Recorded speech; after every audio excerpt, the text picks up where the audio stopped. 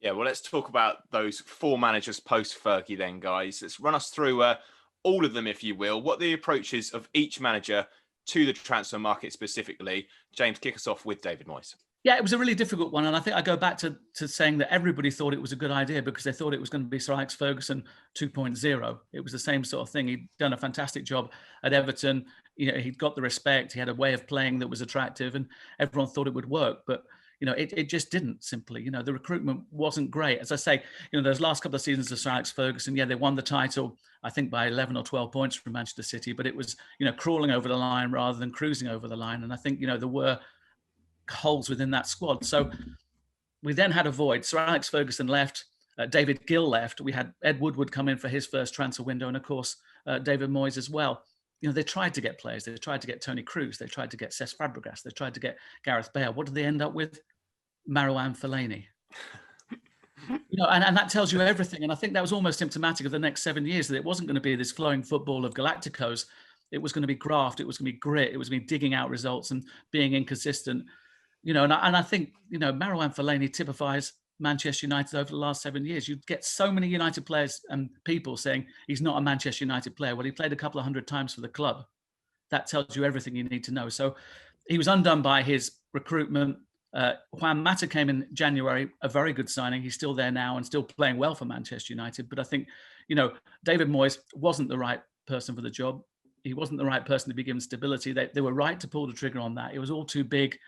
He kind of was his own undoing as well in terms of the coaching staff, but the recruitment wasn't good enough either. You had people coming to a party they weren't used to, and you saw the results of it. Ed Woodward didn't know what he was doing or wasn't up to doing what he was doing simply because he was put into the role, and David Moyes was like a rabbit in the headlights, and he thought everyone wanted him to fail, and we didn't, David.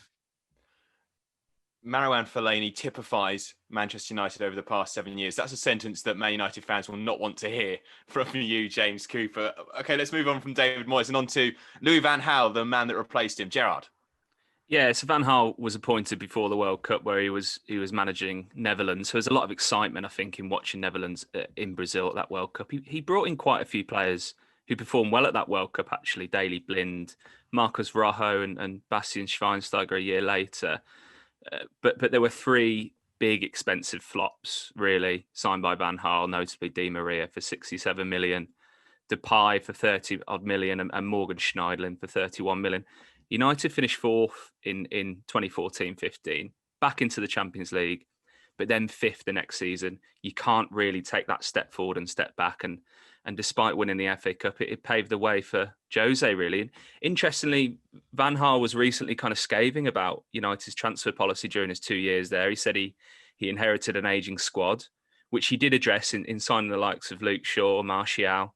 And most striking for me was that he said he was getting the seventh target on the list, not the first, the seventh target at Manchester United.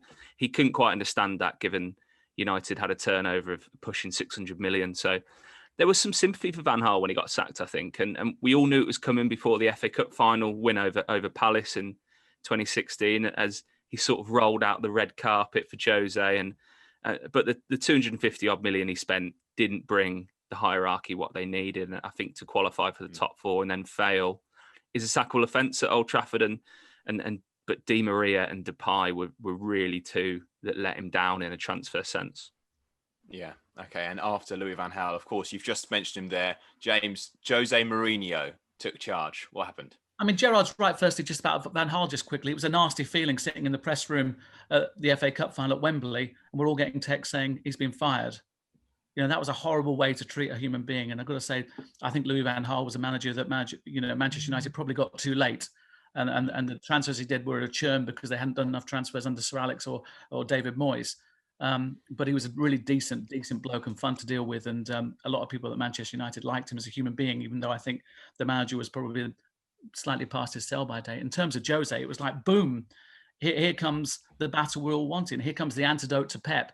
Here comes the guy that's going to grab Manchester United by the coattails, shake them down and make them into challengers again. And what does he do? He breaks the world transfer record for Paul Pogba. He brings in Henrik Mkhitaryan. He brings in Lindelof. It looks as though things are changing, and there was a real kind of stardust feel to it all. But again, it's a bit like quicksand, Manchester United at the moment. You just think you're getting somewhere, where it kind of sucks you down again. And although, Josie will tell you about the second place finish, which I think now does stand up to sort of a claim as he was claiming back then. And you look at a Europa League and you look at a League Cup, that's the majority of what Manchester United won over the last 7 years. So the recruitment was okay. A few mistakes, a few grenades that he's left in terms of the likes of Dalot and I would argue also Eric Bailly and maybe the fact that Victor Lindelof isn't the kind of linchpin centre-back that you'd want at Manchester United. But there was a lot of excitement. There was a lot of money spent.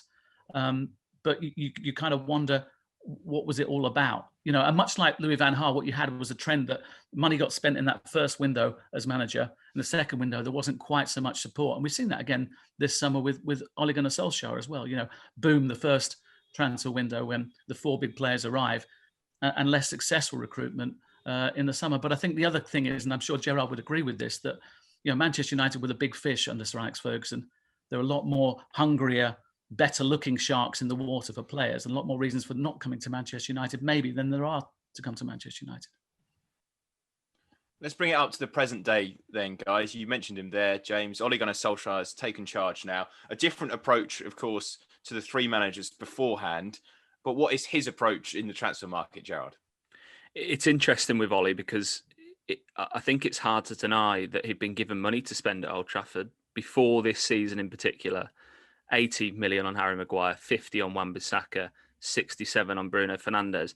These aren't sums to be sniffed at. I think, of course, he wasn't as fortunate in this last summer window, but before then, the transfer policy seemed clear and functional. Young players with character were brought in. They seemingly got their targets last year, but the plot seems to have been lost this year. And they missed out on Erling Haaland, on Jadon Sancho. They didn't sign a defensive partner for Harry Maguire. It was hardly talked about. Gaal worked well during what I'd call a sort of novelty period last season when he was starting games in the Cup where United were battling on several fronts, but it's been a stint of 2 halves transfer-wise for Ole, really. The second half not quite as fruitful as the first. And I wonder whether Ole, more than the managers that went before him, will actually be judged on the young players he's brought through. Yes, it was Van Gaal who brought in Rashford, and Jose brought in McTominay, but he's made them both better players, Ole Gunnar Solskjær, and he's brought in Mason Greenwood, Brandon Williams. So I wonder if that's where he'll be judged rather than his transfer ability. I say I wonder. It's very doubtful. It's all about transfers these days, isn't it? Yeah. Well, just what strikes me as you run through those 4 managers there, guys, is that all of these players that you've mentioned that they've brought in that haven't worked are huge talents. And when they came to the club, there was a lot of excitement over, I'd say, nearly every single one of the players that you mentioned there. So, James, is this not necessarily a problem with recruitment, but something about what happens to these players when they actually arrive at Old Trafford? Yeah, you might have a point in that. You look at Angel Di Maria, and I played on the wing, and I love wingers, and Manchester United fans desperately like wingers too.